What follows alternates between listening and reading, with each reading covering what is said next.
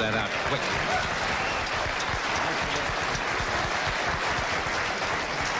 I'll make a prediction. Who did we used to have? Wasn't it Criswell we used to have on? Yes. Criswell, the great prediction. Whatever happened to Criswell? We got to get him back here. Remember Criswell? Fellow I said they're going to be ticks in Tennessee. Right. Old weevils in Boston. Strange man. But anyway, I predict that 76 is going to be a very good year. But don't go by me. I also predicted that Kareem Abdul-Jabbar would become a jockey. Very tall jockey. Ed is going to spend a quiet... No, we're not big party goers. No. What Ed does New Year's Eve, he has one drink to celebrate the New Year's Eve. What he does, he fills his waterbed with margaritas.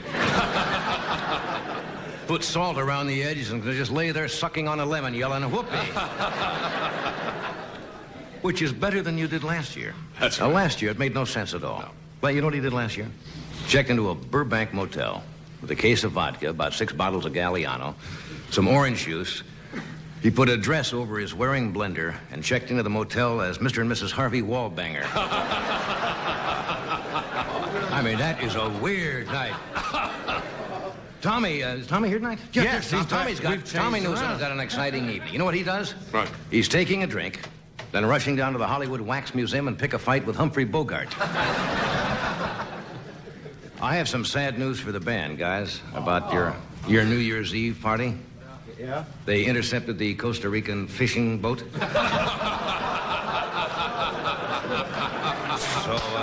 That's okay. We'll go out past the 12-mile limit. You're already past the 12-mile limit. No, this is a happy time of year. Some people get depressed right at the last day of the new year. But right after the show, we're going over to the NBC commissary because they put on a real swinging New Year's Eve party. Remember that fabulous food and marvelous hors d'oeuvres you've ever seen in your life. And the best part is you don't have to get them. They come to you. Would you believe at the NBC commissary the guacamole is the only thing that's not green?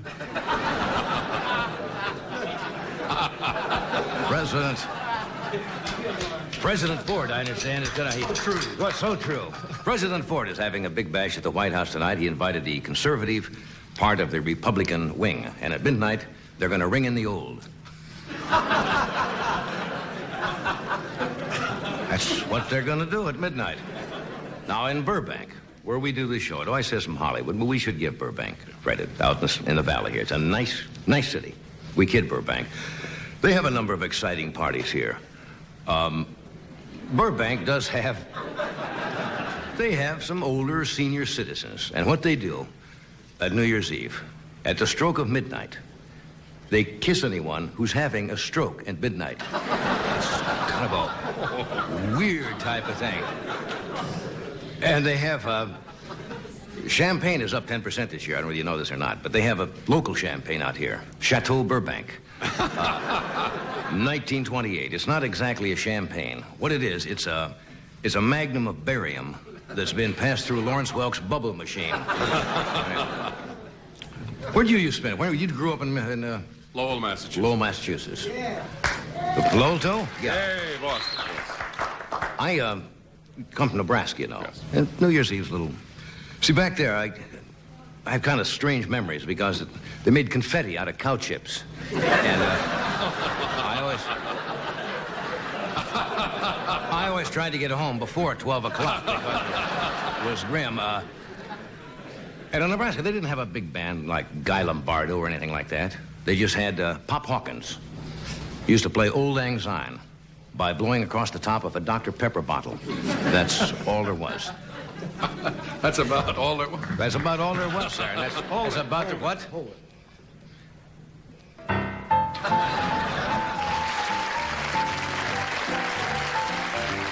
Let's don't end the old year that way. That's just our way of saying goodbye to 75. Now, have you heard the commercials out here in California from Forest Lawn? They have some interesting commercials that they've been running the past few days to discourage people from drinking and driving. Forest Lawn, probably the biggest mortuary in the United States, invites people to go over to Forest Lawn and have a cup of black coffee. And they always get a big crowd. It's not so much that people go there for the coffee, but I think they want to pay their last respects to Mrs. Olson.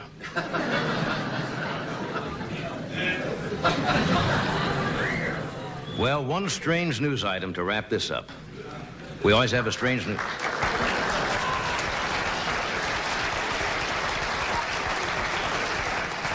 You're going to go right through to the end of the year, aren't you? No, this is a funny item. It's from Mount Clemens, Michigan. They arrested... Well, I don't know whether you'll be too proud of this in Mount Clemens, but they arrested 3 men for going Christmas caroling in the nude, in public. That's the way they carol back in Mount Clemens, Michigan. And an elderly lady was the one who made the complaint, and they arrested the men. And she went to court, and they asked her if she could identify the men. And she said...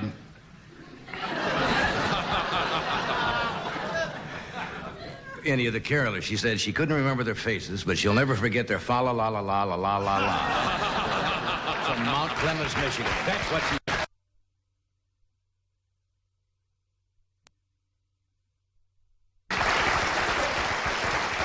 I thank those in the studio for being with us on New Year's Eve. We have Miss Joan Rivers tonight, Orson Bean, Charles Nelson Reilly, and Scatman Crothe, and we'll be right back.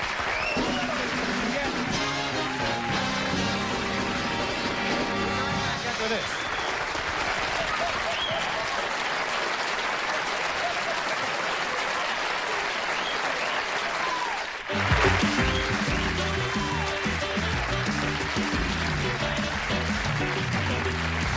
This being the last year before the new year, we thought it would be appropriate to look back on 1975, examine the events of the year.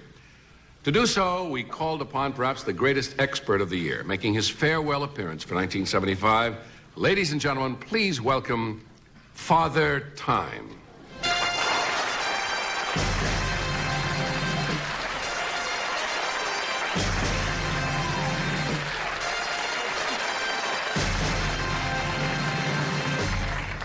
Hello. What do you mean, hell no? No. I said hello. Greetings, Father Time. Well, I'm sorry I'm a little late. My hourglass is on the blink again. Well, that's perfectly all right. Never buy an hourglass from a man in an alley. Never trust a guy with hourglasses going up his sleeve. I see.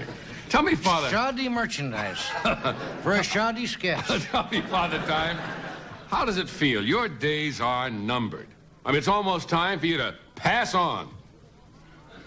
Didn't I meet you at an office party last year? You could be my father.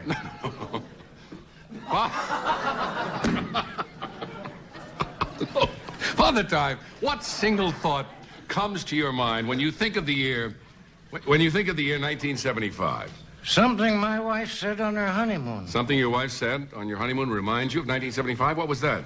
It was over so fast. What is that you're carrying? Well, it's a gift they give you when you're ready to retire. It's a modern version of a sigh. Frankly, I hate it. Why is that? Well, they give it to you when you can't cut it anymore. Isn't the sigh part... I'm glad I'm going out this year. Will you take me with you? You don't know how glad I am. This year will be over. Isn't the sigh part of the traditional Father Time image, just like your clothing? No, my suit didn't get back from the cleaners in time. I had to borrow one of Catherine Kuhlman's old moo-moos. That's what this is. She had a bad rally that day. The only kicks I get these days is wearing this standing over a subway grating when a train goes by. Then I take it you don't enjoy being Father Time. Are you serious? Look at me. I'm 1 year old, and look at me. All bent over, wrinkled, with a long beard. That's a shame, and you're not even 1 year old yet. Yeah. I went from Pablin to Preparation H in 1 year. Puberty was June 7th. Went right through puberty. 4 o'clock. Well, I guess we have to remember those famous words, we've all got to go sometime. Who said that? The Montefuscos said that. But look at it this way.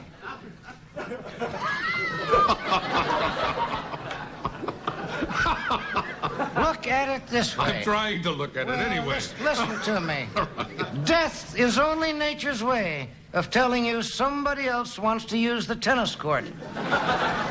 What kind of a year would say that 1975 has been? Let me repeat the question. What kind of a year would say 1975 has been? There hasn't been a worse year since 1921. What was so bad about 1921? That's the year Howard Cosell was born.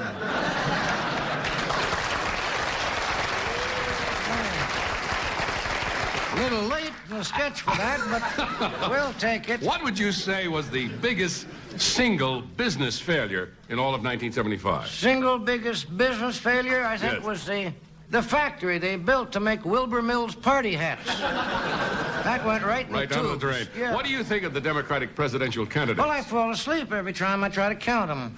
I see. And what about television's Family Hour? The Family Hour. Yes. Television's Family Hour. Does repeating the questions help any? No, I think it was so dull that a lot of families were started during that hour. All right, then look at it this way. What was Maybe I could sell this to a rabbi.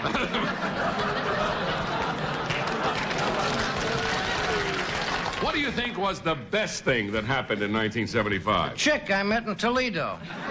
She made me look like this in April. Well, I've got to go. No. See, Father Time, I hate to see you leave. I just got to know you, and I'll never see you again. Well, I'm not leaving. I said I got to go. I I drank see. a few beers at the New Year's Eve I see. party.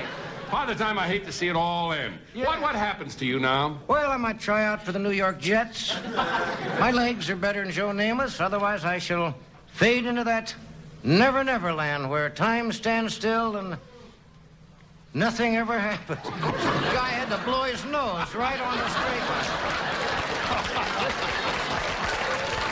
Did you hear some guy honk it over there as I'm doing the setup and some guy goes, well, Maybe you could say it again. It can't hurt us. I'm going to that never, never land. That never, never land. Where time stands still Time stands still.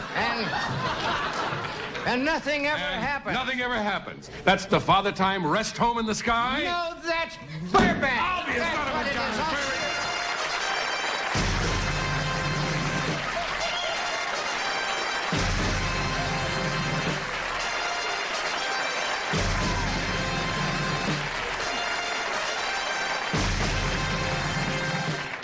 We'll pause for this brief intermission. We'll be right back with more of the show, so stay tuned.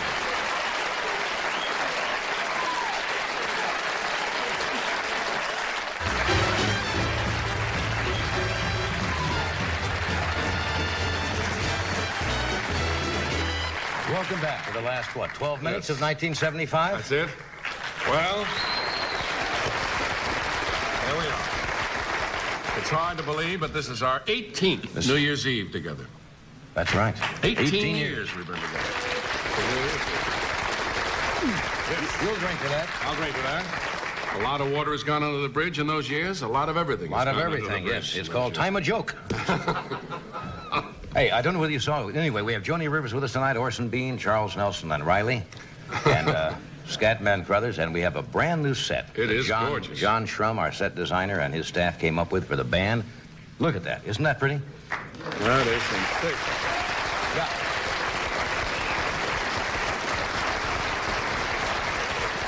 And a special isolation thing over there when singers are here to accompany and... No, Eddie that's not what that's for. That's for the guys to duck in too quickly. I see. Well, anyway, they do remarkable work here, and hope That's it beautiful. makes the band sound better at home. Yeah. It sounds great here in the studio. We want to get a little better acoustics. How's it feel over there? Oh, it feels great. It's beautiful. It really is lovely, but I don't know how in the hell we're ever going to pay for it. I really don't. Well, this will come out of your, tips that you pick up. Joanie Rivers is here tonight, and she is a busy gal. She works all the time. On Saturday, she will be appearing at the Host Farms in Lancaster, Pennsylvania. What's Host Farms? You're from Pennsylvania. I don't know.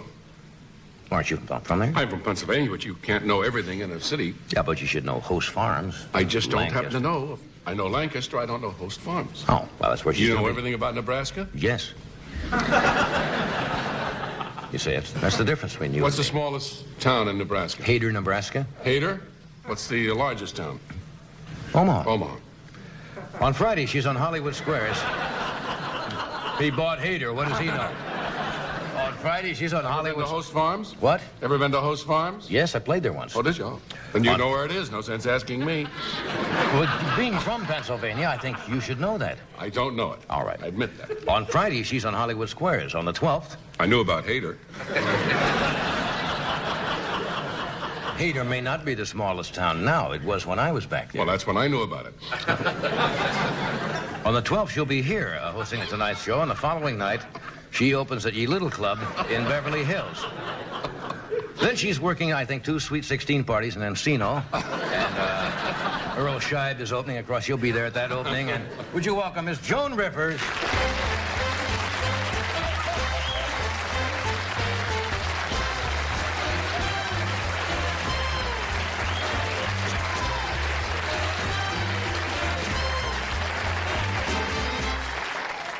What can I tell you, chic? The Rainbow Flasher.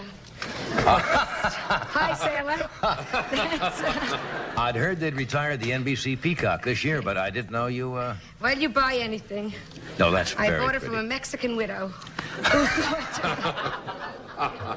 That's very pretty. Thank you. So you just gave all my credits. Happy New Year. We have what? Happy New Year.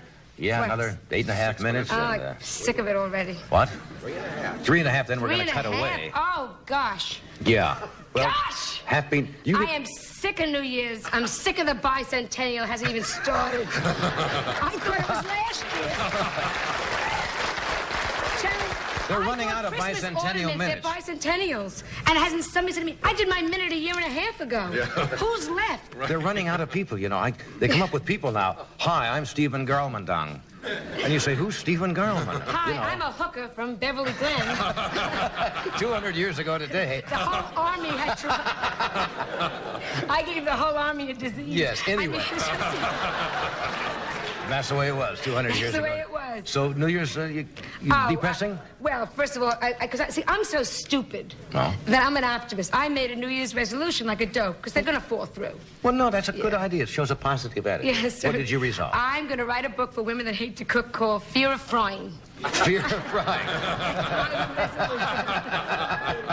Not a heavy, but we have another minute. Well, what are you going to do? The last, you don't want to throw it all away in 75. Save the big stuff for the new year. Edgar, did you make resolutions? I made some, but they're easy to keep. Yeah, Edgar wants to have breakfast in bed. I said, good chance. You know, move to the International House of Pancakes. I'm not getting You're right, though. It's- People make them and they don't keep them. I don't keep. Last year I tried. I said, I'm going to make love 352 times this year. And Edgar said, put me down for 12.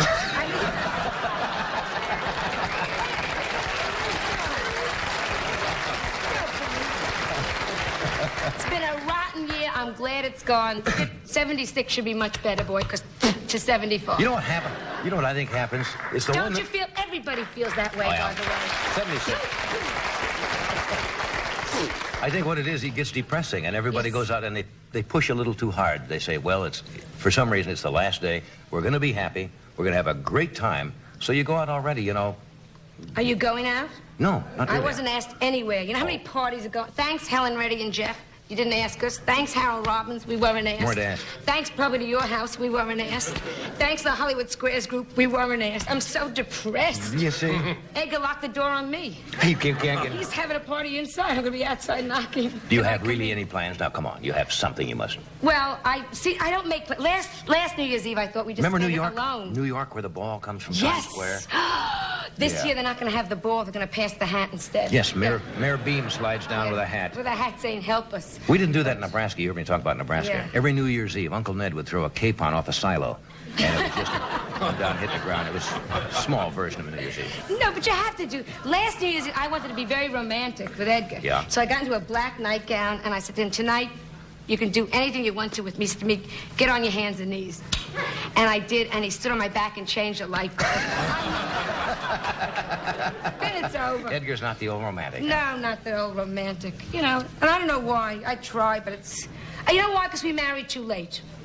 We married... Oh, I was no chicken, Johnny. Who are we kidding? Well, I never ask your age, and I don't really want to know. No, and you never will know. No, I wouldn't. You could pull a fingernail out, I'd lie. You know what I mean? I wouldn't be enough of a, cad to ask you. Cad. Cad. Boy, does that date you? Oh, not me. I don't remember anything since the Korean War. Nothing.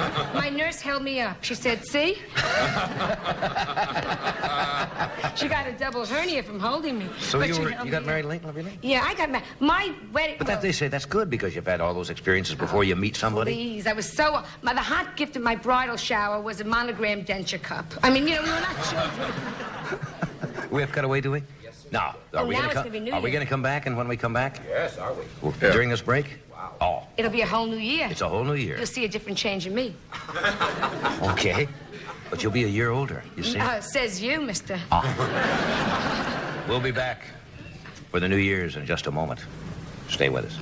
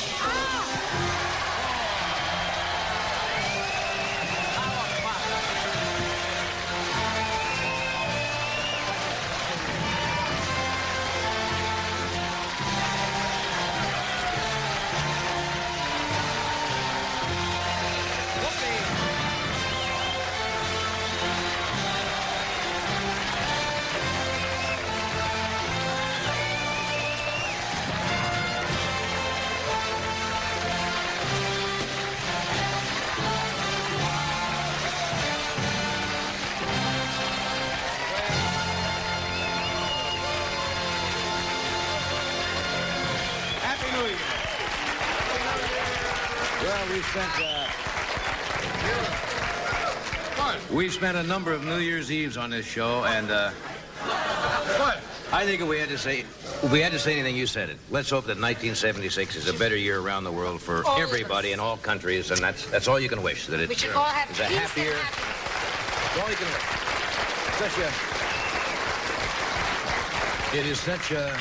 It is such a cliche that you almost feel corny saying Happy New Year, but that's what everybody hopes, that things will just be a little better. But you know, it is like a new beginning. I feel much better now. It's like spring. It's like spring, and we should all have health, and our children should be happy, and everyone should mind their own business. How is your health? My health. No, it's wonderful. I'm so glad. I get very depressed till after New Year's. Now I'm fine again. You see? Just a magical yes, moment. I started Halloween got me crazy. Yeah? I got the blues at Halloween. Why? Holiday blues. Did you see today, it just occurred to me about New Year's Eve, it was in the Los Angeles Times today, our astronomer friend, Dr. Carl Sagan, had a perspective to put the time that men have been here in perspective. He had a cosmic calendar showing that actually, in the last second of the existence of man, everything has happened in 1 year since the Earth was formed, the whole universe was formed, and only in the last second of that whole cosmic calendar was all of man's technology and all of the inventions and everything happened in that little 1 second, to put it in perspective. It's interesting. Yeah, but it makes you feel a little... They're still messing up. Yeah, after all of that, we're still not doing it right. I got stationery from Tiffany's that you couldn't put the glue on the back. There's no glue. No glue? Yeah, so that's a mess up, that little second. Little things like Yeah, that. it was morning stationery. Do you want to hear depressing? Morning stationery. What's morning stationery? Well, when somebody dies... Oh, I see. I thought you get meant the little time black of day. Yeah. So you're writing a condolence note. I thought you meant there was something I didn't know about that you... It's so exclusive, but it's just only for morning, writing in the morning. I said, boy, chic. that's chic. Bring me my after tea stationery. This is MOU morning stationery. Yes. So you go to write notes, you're not feeling cheery to begin with, right? Now you go to take the envelope, and it doesn't stick. So now you got to put a happy face on the back of the It says smile. Have a nice day. So I crossed the I's. I mean, you know. So I wrote to Tiffany, and they didn't answer me, so I guess they mislaid the letter, Tiffany. So I thought I'd mention it on the show. Well, I'm glad you wrote to him before today. Yes. Because as of today, it'll cost you 13 cents. Yes. Starts today to write it. You find that happy news? It's a postman. That's a 30% increase. Yeah. It's going to be a lot of changes this year. Yeah, the post office has got to get itself together. Yes, You know, they're going to let somebody run that knows what's going on. Well, It'll be cheaper to phone pretty soon. Oh, not necessarily. They'll jerk that up, too. Yeah? You're going to call information. They're going to say to you, why don't you look it up? It's going to cost you a dime to have a recorded message, tell you that. That's something else the phone company wants to do now. They want to start charging people for calling information. Like that's not a service they should provide. Yeah. It's very... Exactly. America's getting crazy, you know. Yeah. That's why and especially the West Coast, which is why I fit in. Yeah, California is a little faddish. A little faddish? Well, they tend to grab on I got little 6 groups. gifts from Whips of All Nations. Whips of all nations? Faddish. Faddish. You've seen the shop up in Sunset, the Marquis de Suede? I mean, there's little things like that out here that they have. My neighbor gave her husband a vasectomy for Christmas. That's strange. True. Well, that shows you the new, The new trend. thinking. The She gave him trend. a card. Because I love you and you love me. Here's $50 for a vasectomy. I think clever. Little rhyme there. Very nice. It was a slip knot, so she didn't care. What you know. kind? Did you stay home for Christmas? Oh, we had the worst Christmas. I'm so glad we're in 76. Oh, was it a disaster? We went to Mexico. Never again, and they can sue me if they want to. The lowest. No, you don't mean the whole country. I mean the whole country. Oh. I mean, you walk down a street, a man jumps, right? A man jumps out of an alley and says to Eggie, you want to buy a thigh? That's a very... Want to buy a thigh? A thigh. A married man. And he bought it. We have it home, you know, cute. I don't like to garden. travel during Christmas. Well, our friend died. We went with a sorry. couple, I'm yeah. sorry. In Mexico. Good luck trying to get a body out. They will not declare... Oh, they won't declare a tourist legally dead till all the luggage has been stolen. I mean, you just have to... They had to bury this guy in Mexico. Oh, come on. Man. I'm not kidding. Johnny, and you wonder why I'm glad we're in 76? Did you ever see a Mexican hearse? It had dice in the window. I mean... You don't know. Sorry. The funeral, after the funeral, the mortician, is that the name? Yeah. After the funeral, he gives my friend a box that has her husband's ears and tail in it. I mean, they're crazy. Crazy. Different culture. Different culture. She had him cremated. I mean, Christmas Eve, we took the ashes. Because he was cremated because she couldn't get him out, you know? And so we sprinkled them all over Mexico City's best restaurant, and nobody noticed. I mean, it was just, you know, it was like, they said, cleaned up, Jose? It was just terrible. Well, you could have put him in the car ashtray and brought him back to the country. Who would have known? Well, that's kind of a clever idea, right? But when you go to smoke, you sob. Yeah. Goodbye, Puff Puff. But it was not a good Christmas, you know. I have strange friends. What do you look forward? Yeah, I know you have some weird people. I know the girl used to go to school with you, Heidi Abramowitz. Abramowitz. I still remember Heidi. Oh, yeah. She married well, though. Oh, that's good. She got a facelift for Christmas. See, I think You that's keep saying great. you're going to do that. Any second. Why? You don't have any. Oh, grow up, sailor. Are you kidding? I look down. Grow up, sailor. You could put 3 seeds in here and things will grow. I mean, it's over. I don't see any. Oh, well, a little... Where? A little charm line. Charm line. Isn't that what they say? Those are laugh wrinkles. Yes, sure. I've been hysterical for 10 years. No, Remember the first joke you heard as a kid? The lady had so many wrinkles on her forehead, she had to screw her hat on? That's one of the first jokes I ever remember. Thank God wrinkles don't hurt. You be screaming. Remember those jokes? They don't. But, no, but she had a face, and she looked, because women, she looks great, very tight. Is that dangerous?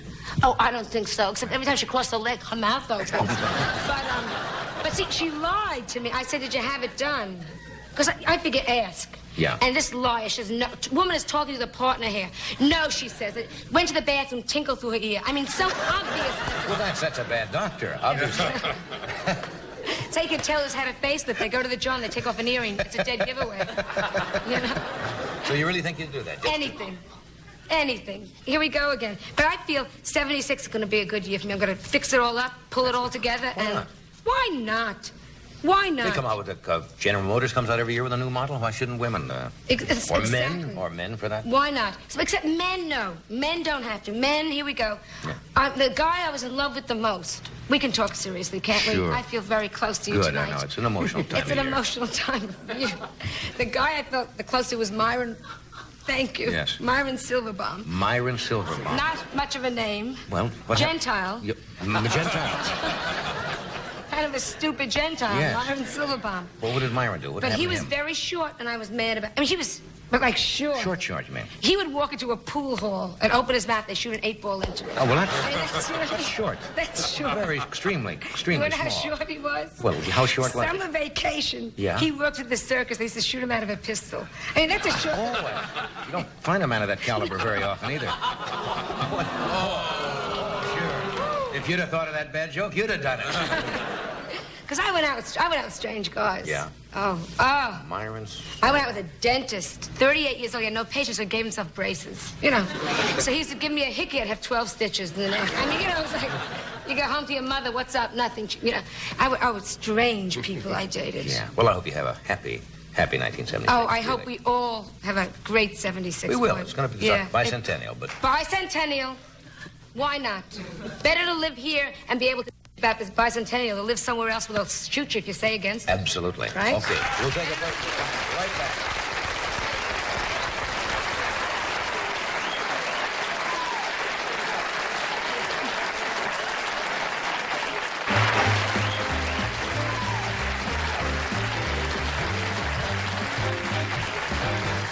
We're back. You know, it's nice to not only see you here as my first guest in 1976, but I understand your father is out here with you tonight. Dr. Malinsky and my friend Mrs. Harris, and it's nice to have him here. I think that's with me. super. So, Thanks. Welcome. And I should also say, I'm just doing kidding about Mexico. I know, My because- friend didn't die. We saved him. Oh, yes. good. We had to pump out his stomach. But we saved him. The food you can talk about. Orson Bean is here tonight. He's a raconteur, actor, comedian, paper tear, magician, and I don't know what he's doing lately outside of being with us. Maybe he has nothing to plug at all. Would you welcome Orson Bean?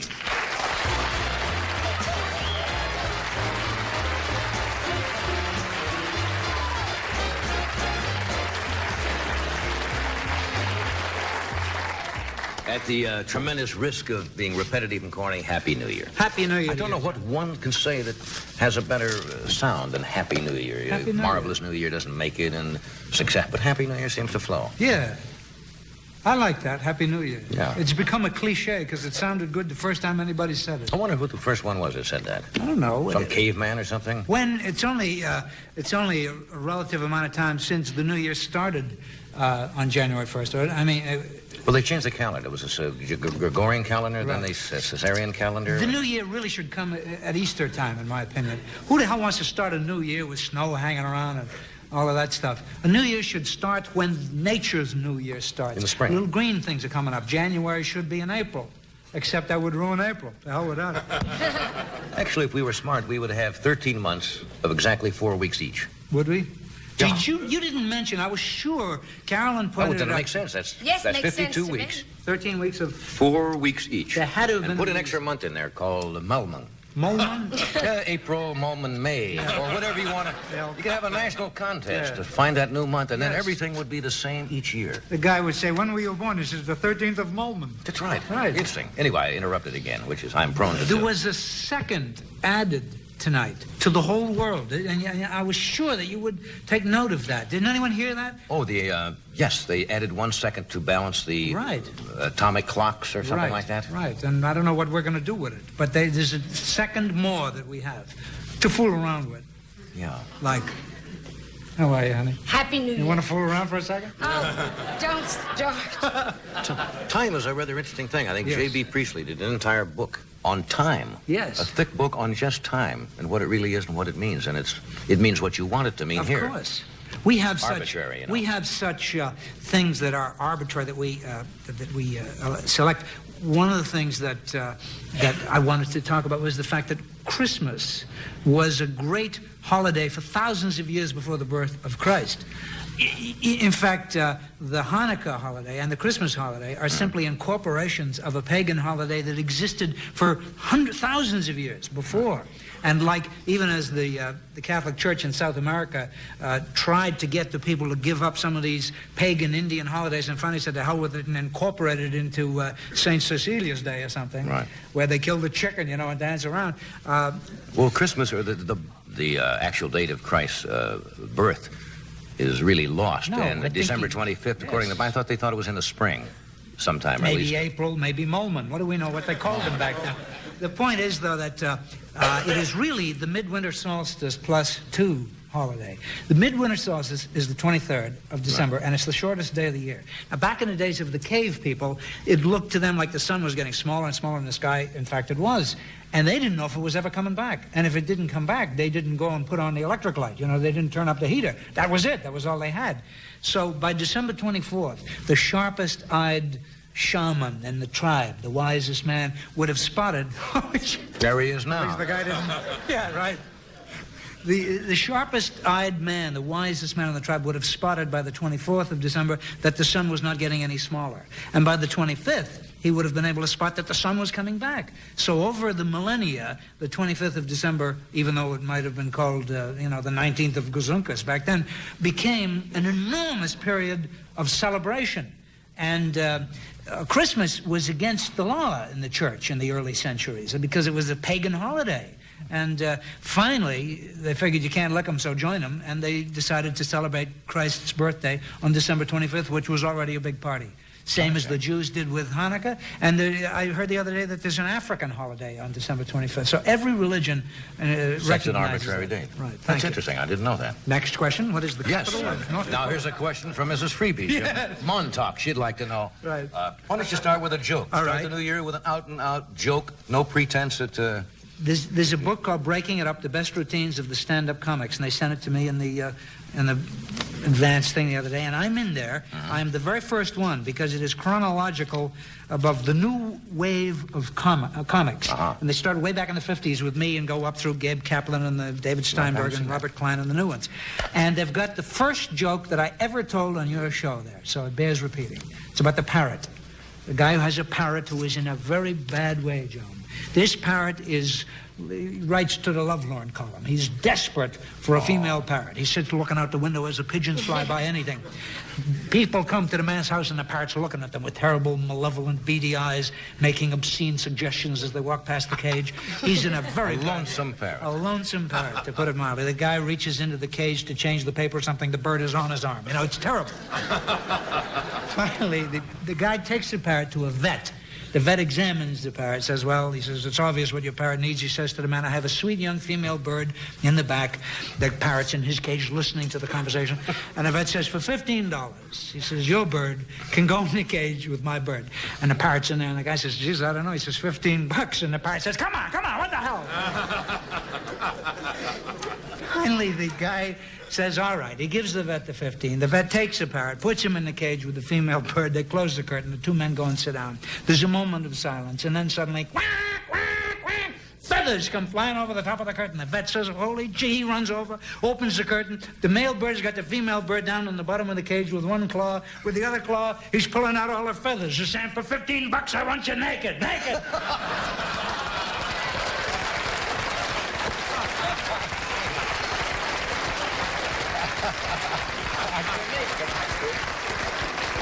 Yes, it all comes back to me now. Yes. Yeah. Do you make resolutions, or are you past that point? It's like New Year's Eve is just another day to me, really. So much has happened in the past year. Yeah.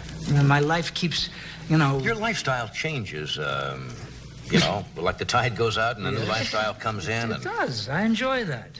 What the hell, says I. Yeah. I'm sitting out in the backyard. This is a true story. A couple weeks ago, sitting around, naked as a grape in the afternoon California sun, reading a book by Dr. Lilly, who was the guy that wrote about the dolphins, talking to the dolphins. Oh, yeah. Remember? But this book is called Center of the Cyclone. Quite fascinating. You'd love it. And it's all about the things that we are taught are not possible, that are possible, but because we are taught they're not possible. For example? For example, what happened to me, I'm reading this and I'm thinking, that there's nothing maybe that isn't possible if we believe it. And at that moment, a butterfly comes fluttering past me and lands on the chair next to me out in the back, and I decided to see if I could talk to the butterfly. I'm just sitting around there, contemplating the thoughts in the book and my navel or what have you. And the butterfly is there, and I decide to see if I can talk to the butterfly, and I says, hello, butterfly. Good opening. Yeah. That sets the tone. Right. But I try to get really relaxed and make contact with the butterfly. Now, you're serious? I'm serious. And the butterfly looks at me, and I look at the butterfly, and he flies away a little bit, and he comes back. And he keeps coming closer and closer and closer. Now, I'm condensing the story because it took about 40 minutes, what happened with me and the butterfly. I really felt that I was making contact with the butterfly, and he kept coming closer to me, and I held my finger out, and I said, come on, get on my finger. And he came, and he made 2 loops around my finger, and then he went away. And then he came back, and he sat on the chair next to me.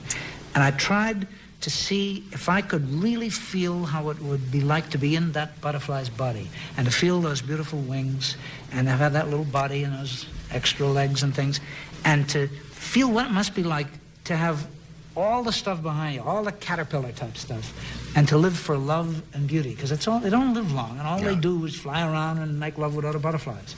I'm not even sure about that part. They fly around and they look pretty, and I really felt what it would be like to be that butterfly, and I invited him to feel what it would like to be me, and I felt that he did, and then he flew up way high to the chimney of my house and flew down real fast and made again 2 loops around my finger and took off.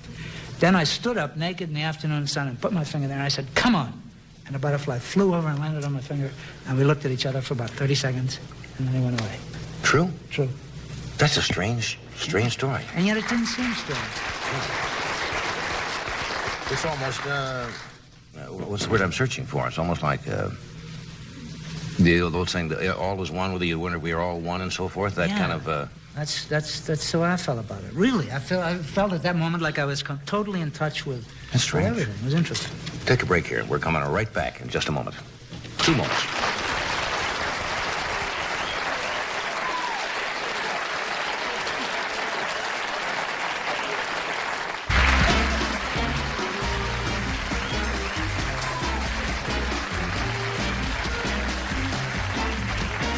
Charles Nelson Reilly is here tonight also. What do you got here?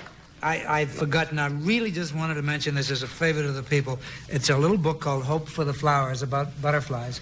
Somebody gave it to me a year ago, and I dug it out after my experience with the butterfly. If you see it in a bookstore, buy it. I don't know who publishes it or anything, but it's just wonderful. Good. Thank you. Charles Nelson and Reilly are all here tonight.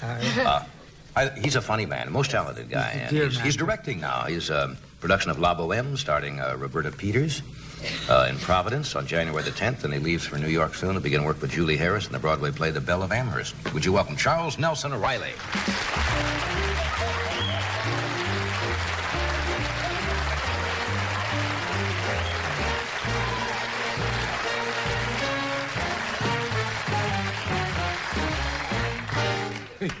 Happy. You're dressed. See, you came... Well, I'm not really dressed. I didn't have it cleaned. Oh, I see. Since the last time, and I feel like it's not really, you know what I mean? But it's okay. Are you going to party tonight? Yeah, we're going to have like a dinner party. Well, that's nice. You could Just a family, the group. I wasn't asked. No, but you're Johnny. going to biggie. You're going to a big one. No? Do you do the cooking yourself with this? Because I understand you're into... Yeah, I love to cook. I Fine. cooked Christmas Eve. Cooked a good supper. Happy New Year and thanks for everything. Well... You know what I mean? And a healthy Happy New Year to everybody. You know? Why not, huh? I spent the whole day with my doctors and the hair man, the teeth man. Really? Got the new glasses. I'm ready for another year. No, it's true. I went all day. I have a chauffeur. 1,000-mile checkup. I have a chauffeur to do all I have to do because you can't park. And I'm going to New York, so I had to get it all done. One must have a chauffeur. Well, just for the day when they glue everything together for the new year. You know, and I went to the dentist, and I said, now, is it permanent? I said, sure. Oh, the whole thing. Oh, I didn't know that. A woman coughed in the balcony, everything could come off. But it's, now it's terrific. It's a reissued, Even took the car in this morning. Took the car in, left the car. That's why I have a chauffeur. Went all day. Now I'm ready again for a new year. So you're a complete human being Completely. again. Doctor said perfect. Everything is perfect. That music was beautiful. Stephen, wonderful. Lovely. So I'm fine. Stephen? Well, just jokes. I The see. set is beautiful. They look wonderful. Yes, they do. Beautiful. The men do. Yes, They everything. do in that set. Bumblebee wanted to talk to you. He's on your answering service. By the sweetest thing. When he buzzed twice, hang up. Yeah. He's got to leave, though. He's got a party to go. I thought that was a charming trip. You ever had an yeah. experience like that? It is almost a religious type of an experience. No, it's true, though. My friends that live in Connecticut, I have 2 wonderful friends. Thank you. I wonder if that was for the hair, the eyes, or the teeth. Well, it might be for your car. I love you. What? No, but these 2 ladies have 2 farms in Avon, and one feeds chipmunks, and one feeds not the chipmunks, you see. The same kind of houses, separated by 200-300 yards. One they feeds feed the chipmunks and one one loves doesn't. the chipmunks. Here's your chipmunk food. The other one doesn't like the chipmunks because they eat the bulbs and the seeds. Oh, I see. And they'll feed the squirrels and the birds. So the one that doesn't like the chipmunks plants in a certain order all the bulbs in the fall. Mm-hmm. The one that loves the chipmunks doesn't plant bulbs. So during the winter, true, the chipmunks dig up the bulbs, carry them over to the other yard. And replant? And replant them in exactly the same formation. Tell that to your butterfly. No, but I mean, these are stories. I mean, you know, it's true. Well, animals, they say, have, have an certain It's wonderful. intelligence there. I'm going to direct a thing. I have a funny story to tell you about. Being a director is hard. Because you're the director. And they come to you and they say, do you want 2 doors or 1? And you go, well, oh, it's me. Well, I guess I'll go with the 2 doors. 2 doors. Oh, sweet. Big And, you're the one that has to decide what color socks. And you always want to look around for Harry. Then you're the director. And you're going to direct Julie Harris? Yes, we worked on it for 8 years. I think we're ready. 8 years? Yeah. That's true. Those projects, it takes a long time. You're writing a book. We're going to work on that. Takes a while, but 8 years we worked on it. You're a good director, I hear. I'm a wonderful director. I love to direct. I direct at home. Like, don't put that there. Mm-hmm. I'm one of those. You know what I mean? Neat everything has to be? No, I'm a mess. But I'm always telling everybody what to do. There are too many red balloons. You know what I mean? And you get tired of that. But that's what, so I figured I'll do it, I'll get paid for it. Instead of saying that's the wrong source. But I directed one play once. It was very funny. And what you learn about when you direct a play is that the set designer only looks at the set. Costumes. The costume designer only looks at the clothes, and the light guy looks at the light. It's fine. And I have to look at the acting, because without the acting and the life, there's no play. You know what I mean? There's nothing. I don't want to see a pretty thing. That's something else. I want to have a life that the audience can relate and maybe learn something from. So I'm in the balcony, and the leading lady, who was a celebrated actress, was very drunk. This was in the previews. Mm-hmm. And we had done the play out of town. It was a triumph, and now everything was changed because it was New York. You get ready for the big city, New York. So she was a little drunk, and the producer was sitting with me in the balcony during the previews. And she said, oh, those diet pills are causing her to make such strange moves. I said, they're not diet pills. They're in a very big bottle with a red label. And so the lighting guy, as I'm watching this horrible scene in the second act, the lighting man comes behind me, who's now a very famous lighting man, the most famous, whispers in my ear, Mr. Reilly, the light coming through the window will not be like that on opening night. I said, David, I don't really care about the light coming through the window.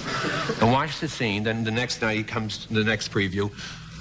The light coming through the window will not be... I said, it doesn't matter. So...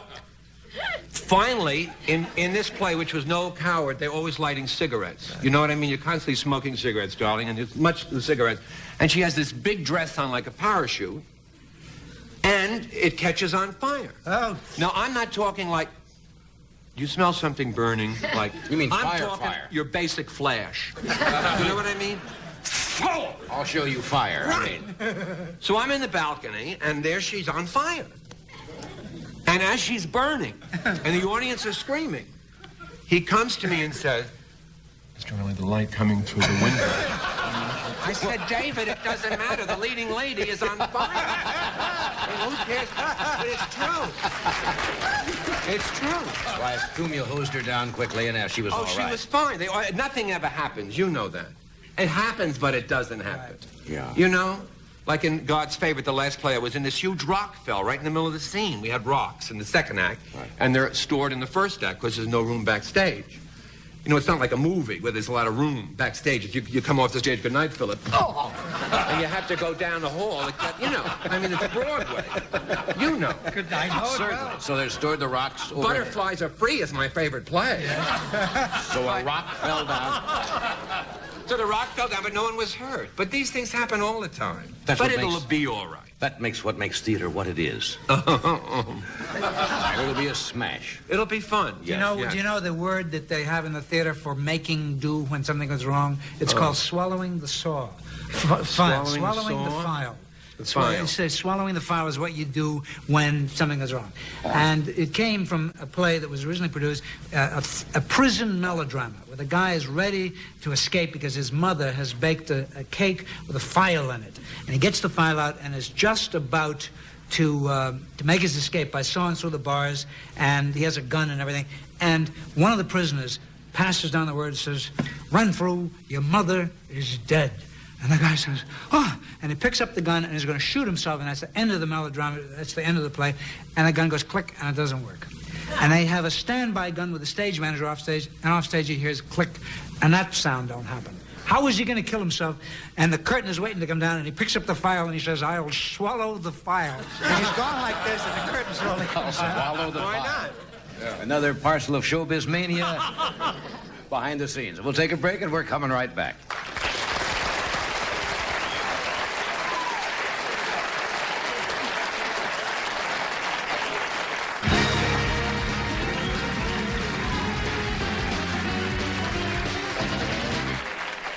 Have any more untoward things happened? Well, while you were- opera, I'm going to direct it. Now, opera is funny, you know, because you never know what happens in opera. You have no time to really direct it. You have to do it very fast. You have 2 or 3 hours, and then it's a run-through of an act. But everyone is very talented in opera, and you just tell them, and they do it right away. But I saw an opera once, a debut. You know, debuts, you wait till a new tenor comes from Italy. And this is a true story. Aida was the opera in City Center. And in the very beginning of Aida, the tenor comes out, Radames. And Radames is the leading tenor, the hero. It would be like Vic Mature if they had it in the movie. You know what I mean? Big guy. Yeah, Clint Eastwood. That's Right. your Radames. And we're sitting in the orchestra, and Gloria Lane played the mezzo part of Amneris. These names are hysterical. And so the tenor comes out right at the top of the opera. There's no overture in Aida. The curtain goes up, and out comes this hero. And he was this short. Shorter than Myron Silverbaum. And he's the leader. And he has on, as they have in opera, the platform shoes red, this big, with the laces going up like this, because he's the leader. And then you sit there, you go, the whole audience goes. And even with the shoes, he was that short. Still short, but those shoes are like this with the laces up and the cape, you know? And the whole audience goes, you know? Because, and then he opens his mouth. You figure, gotta be fantastic. Yeah, And everyone gets ready for his first phrase, which is, Equo Gaudiero Fossi. I mean, if anyone cares, for the new year. Well, So and you realize not only is he a dog to look at, and this is a New York debut, cannot sing at all. Then the Amneris, the mezzo, has a hat on like Nephrodite. You know those hats that go way back? And you know in a play, you must try on your costumes first. See how it works. And I always go, oh, that'll be fine. You never try it with the clothes. Right. Try that with the clothes. Right. So what happens is they get to a part where he has to kneel in the second act to get the hero's wreath, and she's got to put the hero's wreath on him. Now, probably he got there that afternoon from Italy in the plane, right? First time in the shoes, and she's got the hat. So she has to have the hat like this because it goes way back like this, and she has the wreath, and the cue is coming in the music. Then it comes time for him to kneel. Now, he can't kneel because he can't get it back. The shoes are so big. So finally, he gets down, and he's 2 feet from the ground. And she's 5 feet above him with the wreath. Then on her face, it's, oh, why didn't we try this with the shoes and the hat earlier today? She's done for.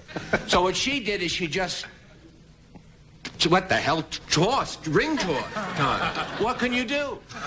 She just went, whoa. And it landed on his head like this. And the problem was he turned right to the audience. And it was just disaster. He went back to Italy. I think the opera was over 10 after 11. He took the red eye. The red-eyed Italy. Got the red-eyed Italy. But you must always try with the clothes. Yo, remember that, folks, out there in theater. We'll be right back after this. Try it with the clothes. The red-eyed Italy.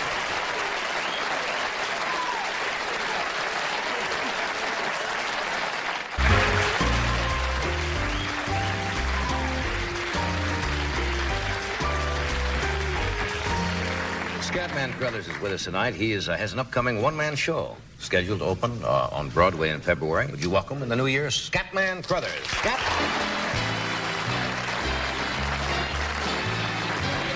Happy New Year to you again. I gotta tell you this. Yeah. Before we say anything else, I've enjoyed doing your show in 1975. And here I am back again in 1976 because I really got my kicks. That's the worst poem I've ever heard in my life. Happy New But Year. you was asking a while ago who was the first one to say Happy New Year. Yeah. You know what the first one was? Adam says, Happy birthday, Eve. Well, he told me it would die. Yes, well, somebody told you right. Paul Block told me that. Uh-huh. Good. Do you like working New Year's Eve at all? Look. Did you used to man, work? I like to work any kind of Eve. New Year's Eve, 4th of July Eve, Christmas Eve, all them Eves. I'm glad to be here. And Cat said, you going to make a resolution? I said, yeah. I hope I'll be here next year. Yeah. How old are you now? I'm 65. 65 years 65. old. Well, you'll be here next year. You know, Johnny, years ago when I was a kid, I used to do shows for the kids in the neighborhood, you know. I was about 5 and a half. And I used to do a great magic trick for the kids. And I like to do it for the folks here in 1976. It's a very, very fine magic trick. I used to tell the kids, and I say, kids, you see this penny? I'm going to take this penny and put it in my right pocket, and I'm going to say the magic words, and that penny is going to go over into the left pocket. Now, say the magic word. Now, the toughest part about this trick is trying to get this penny back over into the other pocket. So I'll say the magic word. There it is, kids, right there. I didn't see it, did you? Good morning.